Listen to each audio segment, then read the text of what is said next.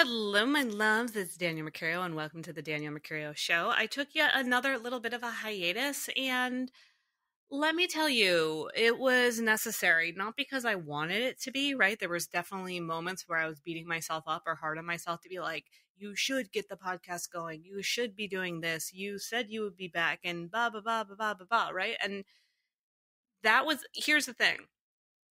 This show, what I offer, how I manage my time, all needed to be redirected. And when you create space, whether it be in your personal life or your professional one, it takes time. It takes time to instill boundaries. It takes time to establish how you want to spend your time. And what this year has really shown me is where I had too much on my plate, where I was constantly burning out from doing too much. And my real, uh, breakthroughs, especially with this past eclipse season, have been around how do I manage my time in a way that feels really good to me and allows me to deliver what it is that I want instead of always feeling like I'm behind or I'm not showing up in a way that feels transparent, if that's the right word, which it doesn't feel like it's the right word, but authentic.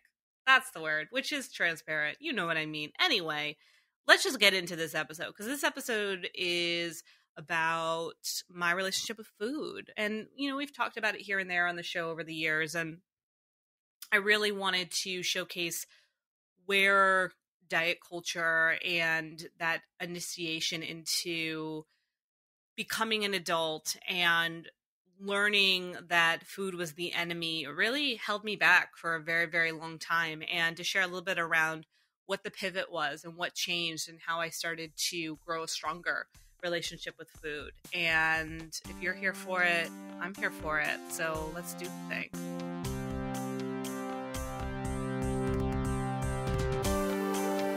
Danielle Mercurio.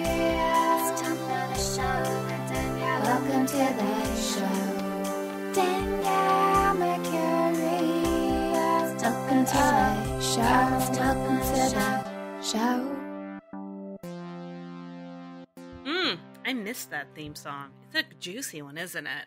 And Marissa, you'd be quite pleased if you're listening. I got a new microphone.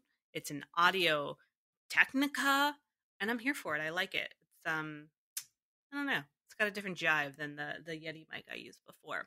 So let's talk a little bit around food, dieting, our bodies. Recently on Instagram stories, I was sharing very briefly around how when I was 12, when I was entering puberty, that was the time that I was brought into the world of Weight Watchers.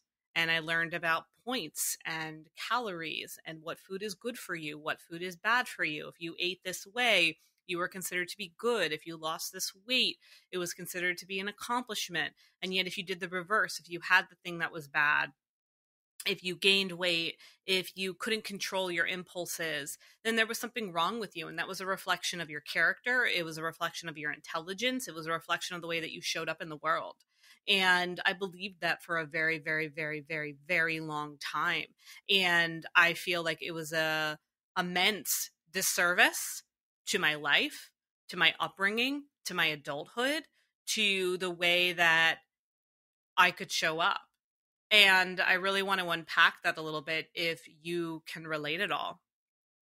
So as I mentioned, when I was 12 is when I was entered into Weight Watchers. And, I wouldn't really consider myself to be overweight at that time. I grew up as just kind of your average thin kid who pretty much, from what I can remember, could eat what I wanted. I mean, I always knew that you weren't allowed to eat too much, right? Like, there was always limits, like you can have one cookie or you can have 2 slices of pizza or, there were limits per se, but there wasn't restrictions, right? And there was a difference between being limited by what you can eat and being told you need to eat your dinner before you can have dessert, right? And I'm not saying these rules are right either, but that was kind of the household I grew up in.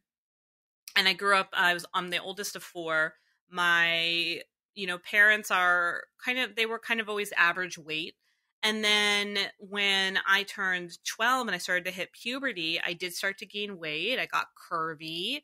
And I think that was just my body literally getting curvy, developing, getting breasts, right? There were so many things that were happening, getting my cycle, becoming bloated, all things that were very new to my body. And instead of embracing that process and letting my female form take shape in the way that she wanted to and adjust to all of the different things that were happening inside of my body, the emphasis was put on food and what I was doing wrong. And part of that was also correlated to the fact that my mom at the time had just given birth to her fourth child. And after she had my sister, developed a thyroid problem. And my mom, who had always been a size 4, size 6 her whole life, all of a sudden doubled in size. And I think it was kind of the perfect storm, if you will, that as my mom gained weight and for the first time really experienced what it was or what it meant to be quote unquote overweight, was the same time that I was entering puberty and starting to develop in my own body. And so I think it was a catalyst that as she sought out help for her weight management, it just made sense to include Danielle. And I was always I was like secretly a class clown, but also very obedient and very like, okay, if this is what you want me to do, I'll do it.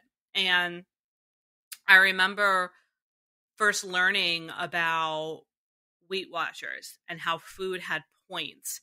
Not once was I taught around food that nourished you, or like, you know, when you eat an apple, it has these antioxidants, or when you have blueberries, it helps with this, or these vegetables help fight cancer, or, you know, these certain proteins will help grow your hair and your nails. Like, not once did I ever learn about nutrition as it related to physical health, as it related to well-being, as it related to nourishment, as it related to my changing body and what may be good for her.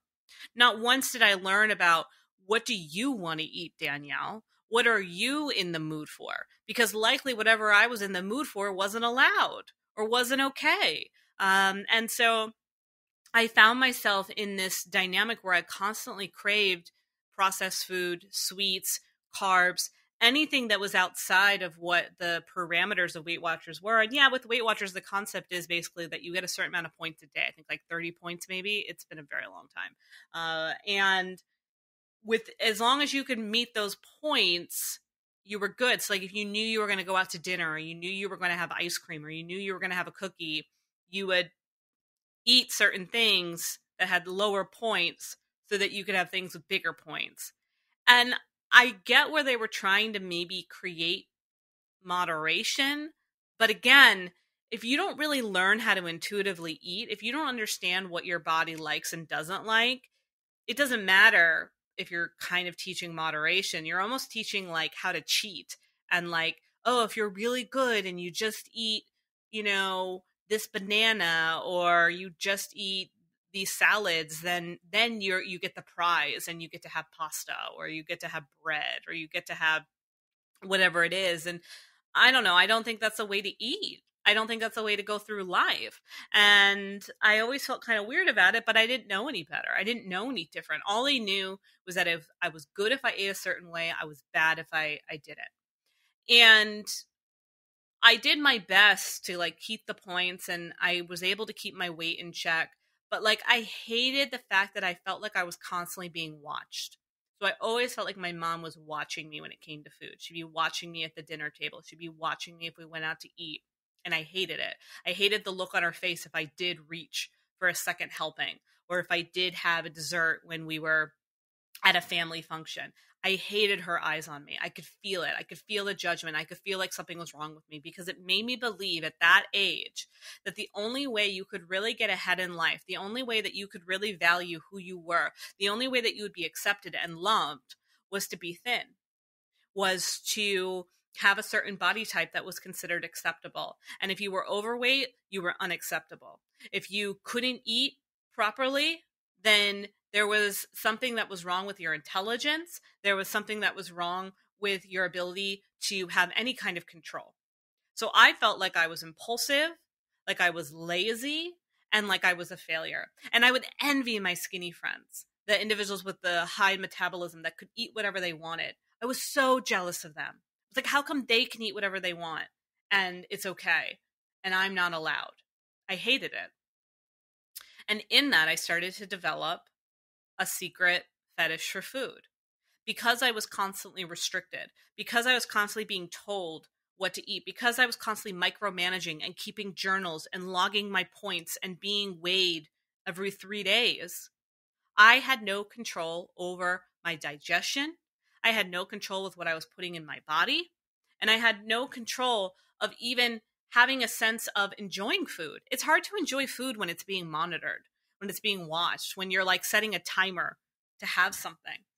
And I recognized that this control around what I was putting in my body then later continued on in life in other ways.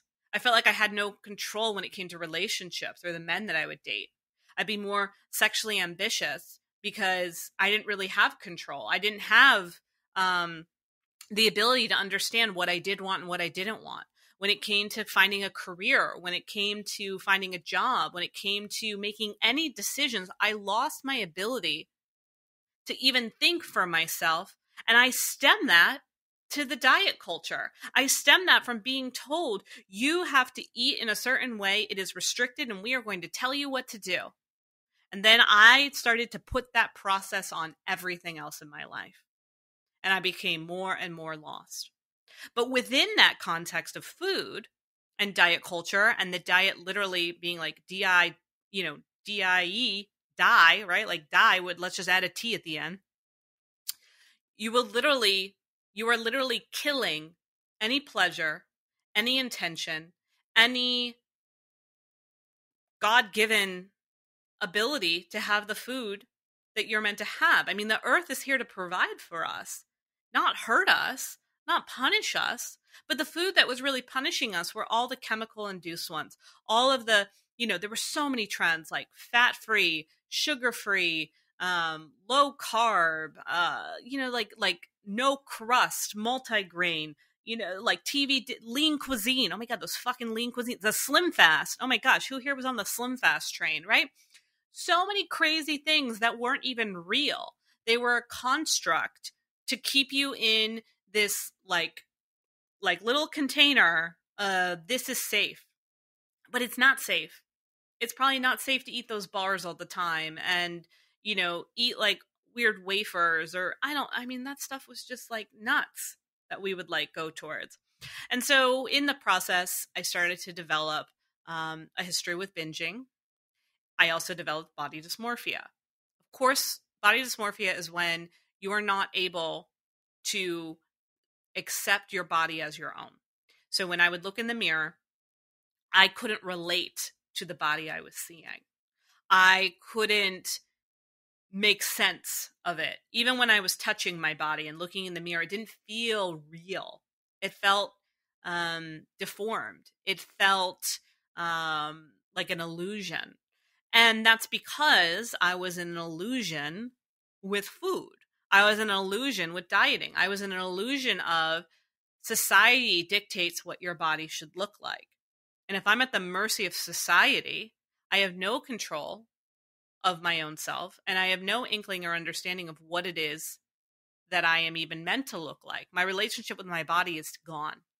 When you sign up for a diet, when you sign up for a program that's really big, like a Weight Watchers or, what was that one song? It was like 1-800-94-JENNY. What was that? Jenny Craig, right? Jenny Craig. You are saying, I am not my body.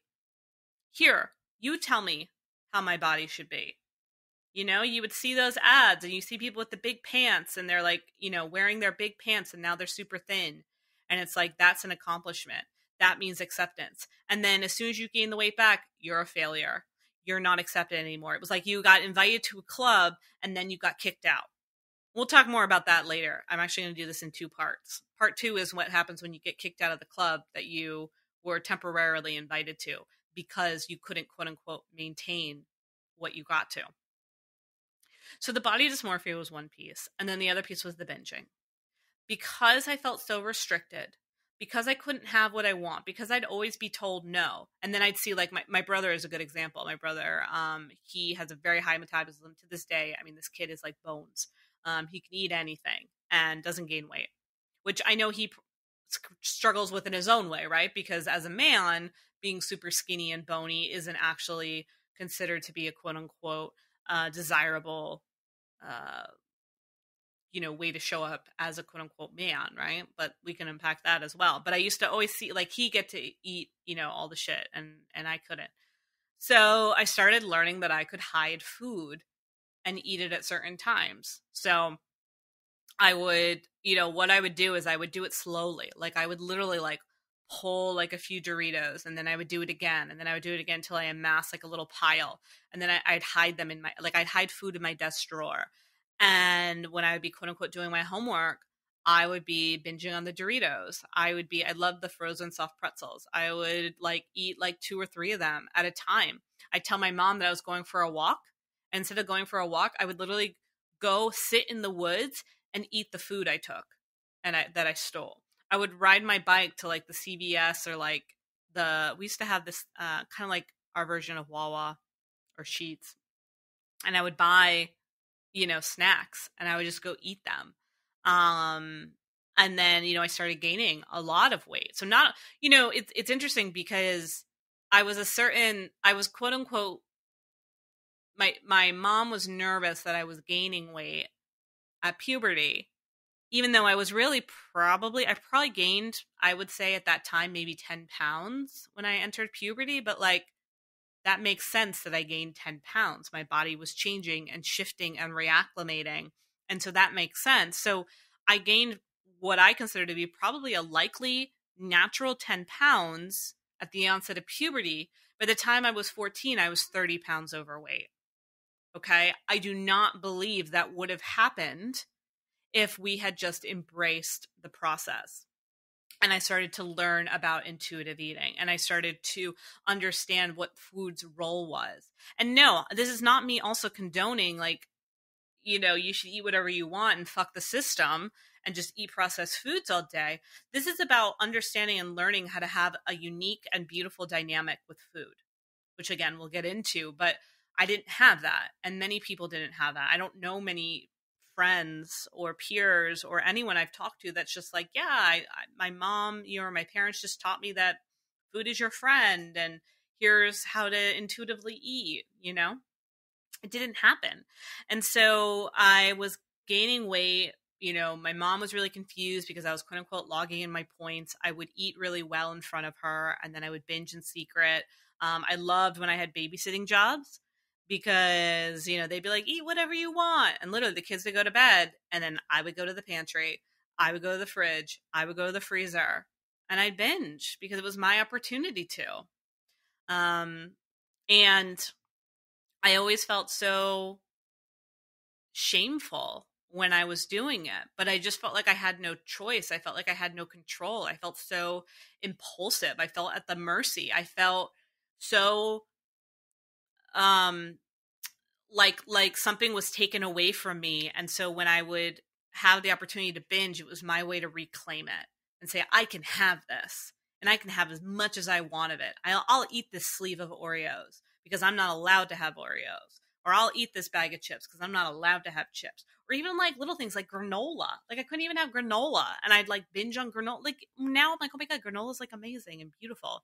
And I love it, but it really, messed me up. And then something clicked my junior year of high school and somehow I lost the 30 pounds. Like I want to say my freshman and sophomore years of high school, I was on the side of the 20 to 30 pound weight gain. And then junior year, I lost it. And, I got so much praise from my family. I think, what I was doing? I was swimming more, which beautiful, great exercise. Yes. I was swimming more.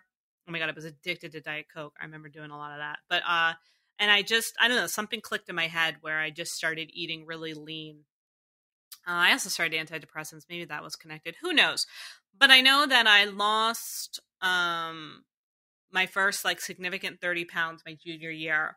I remember my mom would take me shopping and I could buy whatever I wanted at the store. And And people at school started saying like, wow, Danielle's like such a good dresser. And then my family would praise me. And, guys started giving me attention and I really liked it. I liked it. But at the same, I liked it so much that I was willing to stay in the diet culture. I was willing not to binge for a little while too. But because I was so scared of gaining weight and being told the failure, not being praised, not being told I'm a good dresser, not being accepted. And so it was a really hard position to be in. And I still didn't even know at the end of the day, if you were like, Danielle, what do you like to eat? I mean, I loved like Chinese food, but again, Chinese food was bad. So food that I loved was also bad. And that's not cool. It's not cool to have a relationship with something that you love that's bad. It doesn't, you know what I mean? So as opposed to just being like, yeah, she loves Chinese food. I still love Chinese food. I probably have it once every 3 months, but I love it. I just know that like it doesn't really sit well in my body as much, but I love it in the moment and it's so good and I enjoy it so much. And then I'm like, good, I'm content. And then like in a couple months I crave it again and then I eat it, But it's taken a long time for me to get there. Oh my God, I used to go to so then once I got a car, that was a game changer too.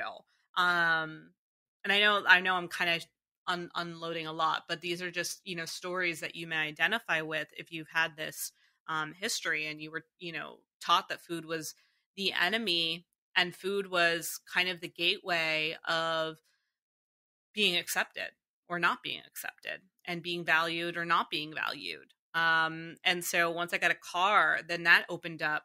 That's when I started gaining weight again because I realized, oh, I can drive my car and I can go to this Chinese buffet. I can go to the McDonald's drive-thru. I have more freedom to eat what it is that I want. Didn't mean I felt good or felt better. It just gave me more access to food that I could eat in secret. The thing is if you were around me in public, if you met me or I was at a family thing or whatever, like it looked like I was eating normally. And then it was always behind the scenes that I would, go to town on whatever I wasn't allowed to have. And that continued through my senior year. And then I feel like I was able to manage it. Like, again, it yo-yos, right? And you go through phases where you kind of get in the groove and you're kind of in the diet and you're like right where they want you to be and you lose the weight. And then once you slowly start to try to kind of have that moderation and get like, it's easier to lose weight and be in the depths of the diet. Because when you're in the diet, you can do it. But then once the diet is done and you've lost the weight and there's no more weight to be lost, unless you want to go down that rabbit hole, which I never did, you're kind of screwed. At least that's how I felt because I didn't understand how to maintain it. Because again, I still didn't even understand how to maintain my life. I didn't really even know what I was doing with my life. I wanted to be a psych major. I was told to be an elementary ed major. I still had the body dysmorphia. I was so afraid of fucking it up. I was so afraid of gaining the weight that's what I did. I self-sabotaged and I created a self-fulfilling prophecy. And then by the time I was 20 years old or 19 or 20 years old, I was almost 200 pounds because it had gotten so out of hand. And what's interesting is, and I've talked about this dynamic before, I had a friendship that lasted 15 years. We broke up 2 years ago. And when I met her, in some ways it was really beautiful because she was all about honoring the female body and eating whatever you wanted and embracing your curves and being confident in who you are no matter what. And I loved that. I was like, whoa. I was like, she is giving me permission to just be myself. She's not telling me I need to be on a diet. When we go out to eat, we're not saying, oh, this is so bad, or I got to go to the gym, or I shouldn't be eating this, right? Which sometimes we do with our girlfriends. How many of you have had that experience where you're out to eat and it's like, oh, I really want the nachos, but I shouldn't. Like she'd be the one to be like, no, you should. Like have the nachos, have dessert. And in some ways that was really amazing until it got to the point where I realized and I recognized I was letting her give me permission to binge. And I started to talk to her about, I was like, I love the way that you have helped me appreciate my curves and feel beautiful at any size. But sometimes I do eat too much. And I don't think it's a good thing. I don't think I should be having a whole pint of ice cream in one sitting. I don't think I should always be eating junk food or fries or but you always encourage it. And she's like, yeah, I just want you to eat what you want. And I was like, yes, but I'm really trying to find a way where I could be healthy. I didn't really know what that meant, but I would always share that with her. I'd be like, I'm learning to embrace my body, but I don't want to continue this binging because that doesn't feel good to me. And sometimes when I'm with you, it's easy to binge. And she never listened when it came to that. She was always encouraging me to binge. She was always the one to hand me a spoon. She was always the one to tell me to have another helping. And that wasn't good either. So I went from one extreme to the other. I went to one extreme where my mom, was always on top of my weight, always watching me, always giving me that, like, I remember when I would come home from college, that look that she would give when I would walk in the room and like size me up and down to see like what my weight looked like and what my body reflected. And it's painful and it's horrible to witness that from someone you love and you're trying to get validation and approval from. And so to fear eating around her, to then have a relationship with someone that was always encouraging you to eat. So I was really like kind of on both ends of the spectrum. And it was interesting. There was a year in college where this friend, she went to study abroad. And when she went to study abroad, it was different. It was interesting for me because I didn't have that dynamic because, she was away and I really did want to go visit her. And my parents said, hey, we'll pay. And this was, it was far. It was in Australia. And they're like, we'll pay for your plane ticket if you lose 20 pounds. And I really wanted to go. I couldn't afford a plane ticket to Australia. So I lost the 20 pounds. And then what was crazy was I lost 20 pounds. People were praising me. And then I went to visit her and she was like, what the fuck did you do? She was like, you're so skinny, your bones. And I wasn't. I was probably 160 pounds, I want to say. Maybe 160. I think I was 185. I remember now. I was 185. My parents said, you need to lose 20 pounds. So I was 165, around 5'8". I was thinner, 100%. And I definitely consider that to be a more, a better zone for me. And she was like, your skin and bones. She was like, you're so tiny. And I binged that entire trip, and so anyway, I don't want to get too dragged out with some of these stories, but this is just to kind of give you a little perspective into what food looked like for me, what dieting, was. I mean, I tried so many different diets. Weight Watchers seemed to be the one I always went back to. Again, Slim Fast was a big one I did. Trying no sugar, low carb, low fat, just over exercising. That was something I started to learn to do. Like if I exercise a lot, I could eat more. It was kind of like a form of bulimia. And I was just fascinated with diet culture, and I always, celebrity diets, always stalking them. So anyway, this continued until, I'm 36 now. This continued until around age 25 of this back and forth dieting, feeling like a failure, body dysmorphia, always feeling unaccepted because I was heavier, always feeling like, oh, there's Danielle. Like she's a beautiful girl. I just wish she would lose weight. She has a beautiful smile. It's too bad she can't get her body together. That's what I would hear all the time. When a guy didn't like me back, I would always be like, it's because I'm fat. It's because I'm overweight. It's because I don't have a relationship with my body. It's because I can't control myself around food.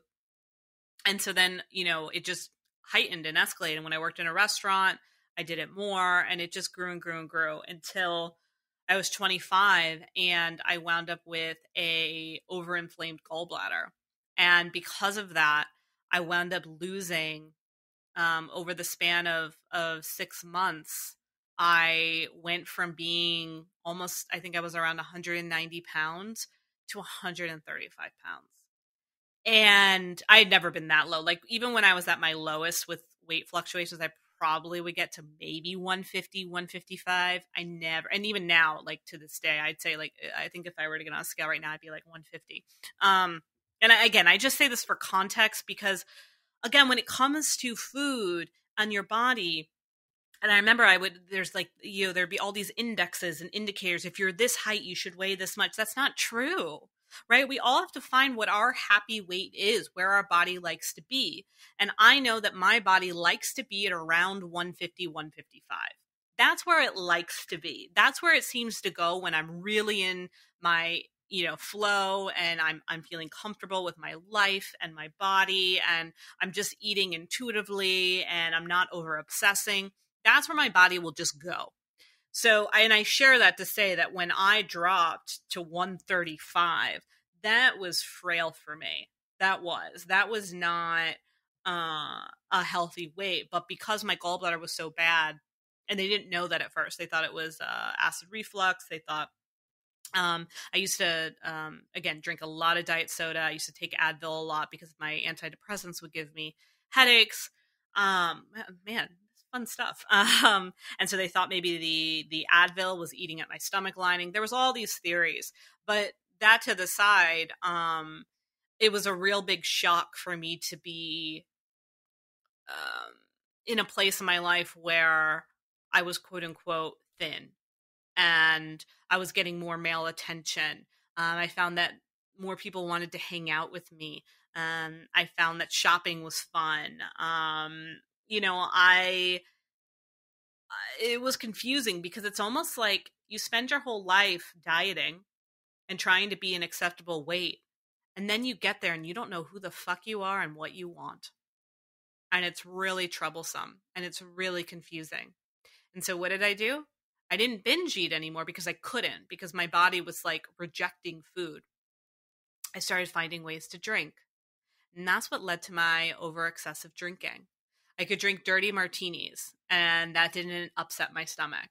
And so I would get drunk because it was the only way I knew how to cope with having a thinner body.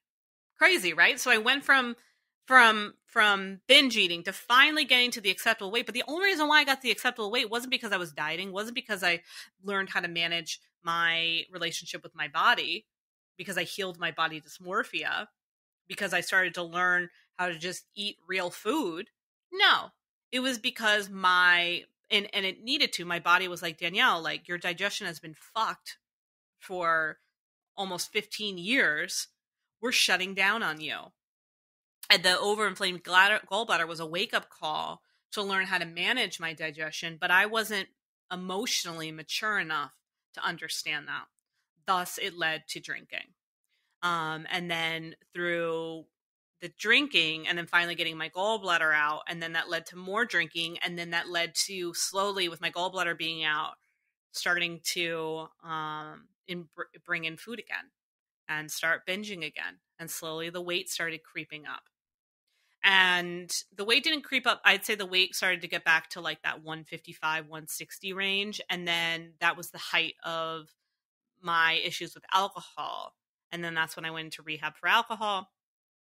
And while I was in rehab for alcohol, I was definitely binge eating again. But it was interesting. It was the first time in my life where I was okay with binge eating and I wasn't mad at myself, because I was like, you're healing your relationship with alcohol. You're getting help. You're working with a therapist. You're in group coaching. You're starting to meditate. If the quote unquote worst thing you're doing right now is eating a ton of ice cream, that's okay. And it was the first time I really was gentle with myself. And it was the first time I let myself off the hook for craving food, for wanting something. And here was the crazy thing. As soon as I started to give myself permission to binge eat and said, no big deal, you can have the ice cream. No biggie. Danielle, you want a burger and fries? Just have it. I stopped craving it. I stopped reaching for those things. All of a sudden, I still remember this day, I remember being excited to buy fruit because I wanted to buy fruit. I wasn't buying fruit because it was healthy. I was buying fruit because I actually wanted it. I was like, ooh, blueberries are in season. That sounds great. And I remember having a moment like, who the fuck am I right now? Being excited that blueberries are in season? What? Being excited that, I remember every morning I would, on my way to work, I'd eat an apple and I loved it. And it was the weirdest thing, but I really believe it was that moment of me having some compassion to myself during a really dark time and giving myself permission to have whatever I wanted, then all of a sudden created this shift where it started to offset the binging. And not to say that it didn't happen, but it was happening a lot less frequently. And again, I started to care about what I was putting in my body. I started to actually not look at calories, but I would look at, like, because that would be my habit. I would reach for something and I'd immediately go to how many calories, how many grams of fat. I noticed I started going to the ingredients and being like, are these ingredients that I can understand? Can I read these words? Does it only have a few things in it? I started noticing that I wanted whole foods. I started noticing that I wanted to eat more plants. And it was all because I wanted to work on myself. I still didn't like myself. I still didn't love myself, but I knew that I was in a period in my life where I wanted to get stronger, where I wanted to heal. I wanted to know why I felt so broken, why I was so worried about everyone judging me, why I couldn't accept myself. And in that journey, food started to have a different purpose, started to have a different meaning. It started to have a different role. And I started to understand that food, when I started listening to the voice inside my head, when I started getting excited about certain things like blueberries, I realized that I actually started to feel better. And I recognized that having whole, real foods allowed me to become a whole, real person. And that's when I started to want to explore more of what that was about.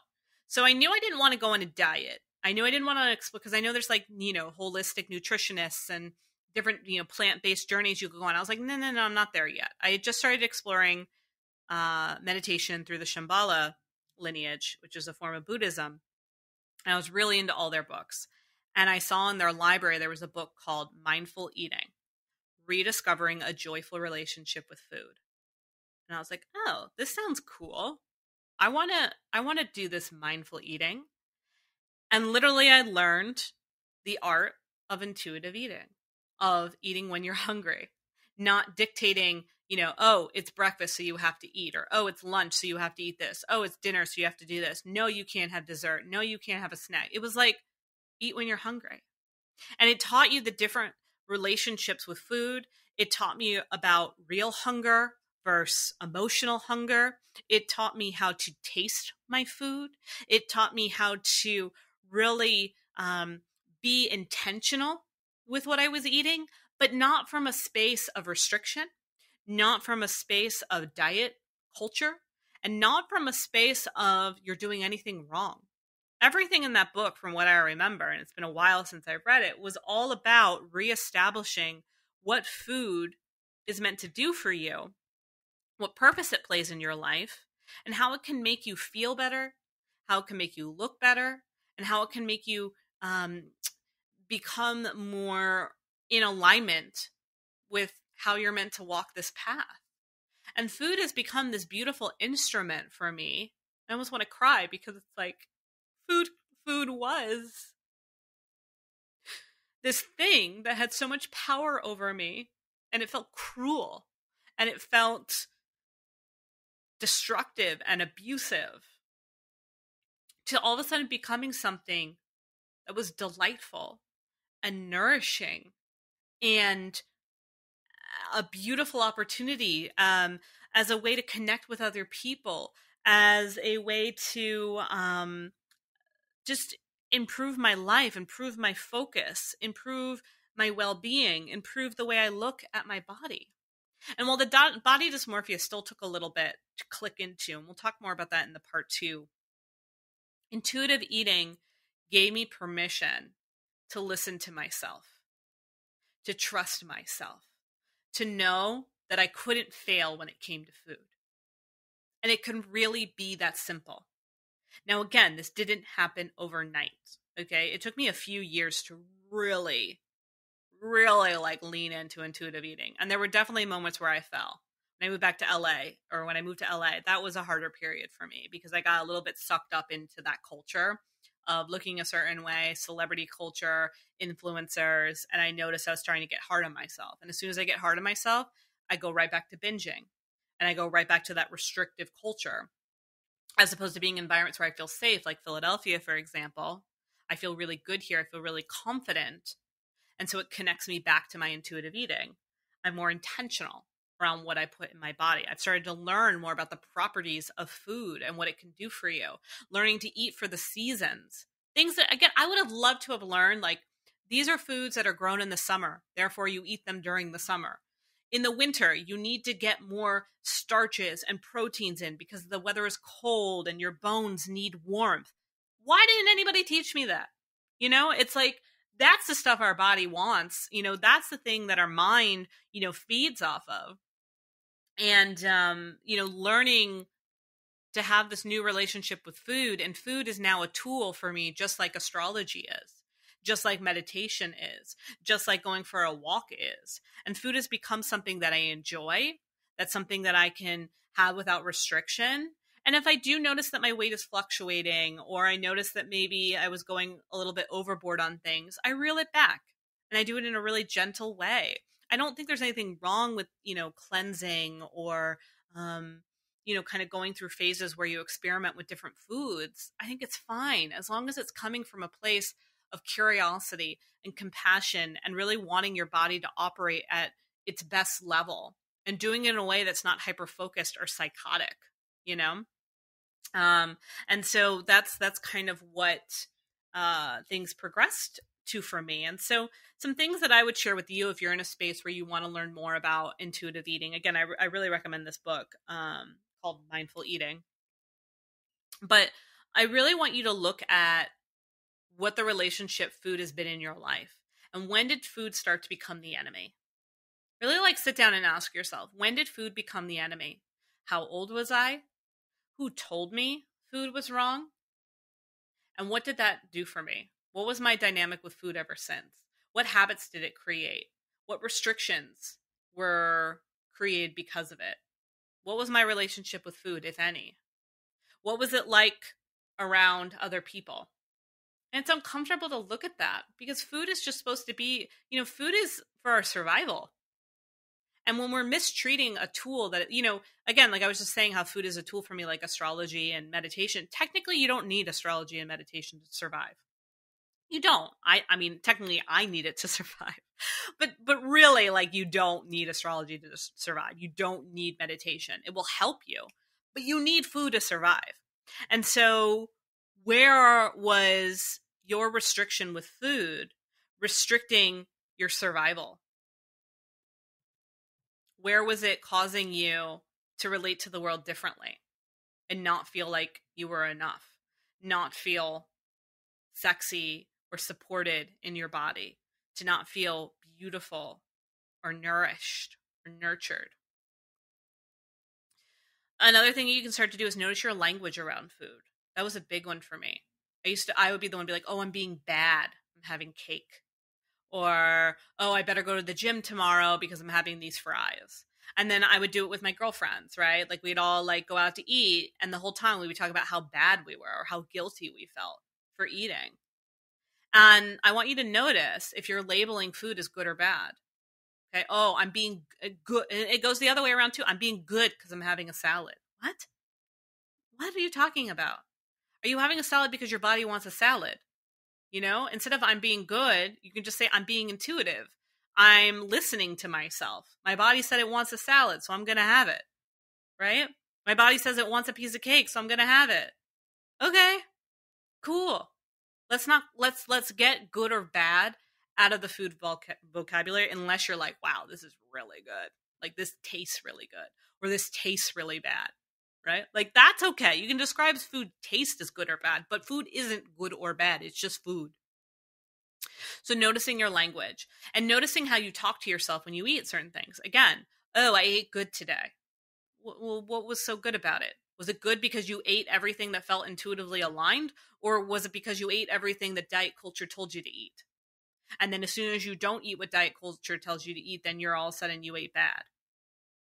We've got to stop that. We've got to stop this language around how we're treating our relationship with food.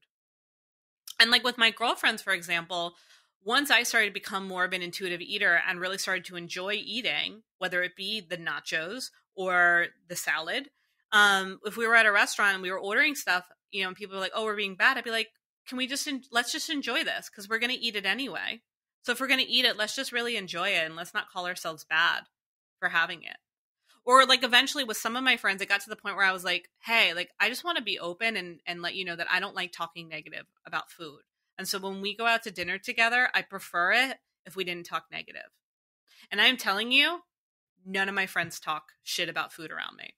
And of course, my friendships have shifted over the years, but I remember specifically during that time 10 years ago when I really started to explore intuitive eating, they stopped. They listened. And I would like to think that it maybe helped them too, you know? So that's a piece of it. Taking your time when you eat. Okay. I admit I love eating and watching TV. I just do. Like, that feeling like when you prepare something and then you sit down and there's a commercial and you're like, "Oh, I can't start eating yet until the show actually starts." Or I can't start eating until I like hit play on Netflix and the movie officially begins, right? I'm totally that person. I love it. But I accept that. There's nothing wrong with me eating and watching TV. But I also like to make time to eat in silence or to eat while I'm listening to music because it reminds me to eat and connect with my plate and connect with the food that I'm putting in my mouth, to really taste the flavors, to really feel the textures in my mouth, to swallow and feel the journey of it moving down my body. And it might sound a little silly, but by taking that time, you're really allowing yourself to connect with food in a different way than just, this is good or bad, this is what I'm supposed to eat, this is what I can't eat, oh, I better hurry up and eat this, right? Oh my God, I can tell you how many times I shoved food in my face before someone could catch me. What? That's not how you eat. So giving yourself time, like maybe there's a period within your day where you can eat for 5 minutes alone and just create your meal experience just like you would sitting down for a meditation. And you just sit and you focus on the food. Because what you're going to find is you're going to actually start to learn and redefine your palate with what you do and what you don't like. By doing that, you're going to start to notice, oh, I really love how I feel when I really sit and eat this avocado toast, or this pasta salad that I made, or whatever it may be. Or you know what, I actually don't like when I eat this, or I actually realize I don't need to eat as much as I thought I did. You find that you get full a lot faster when you're not preoccupied.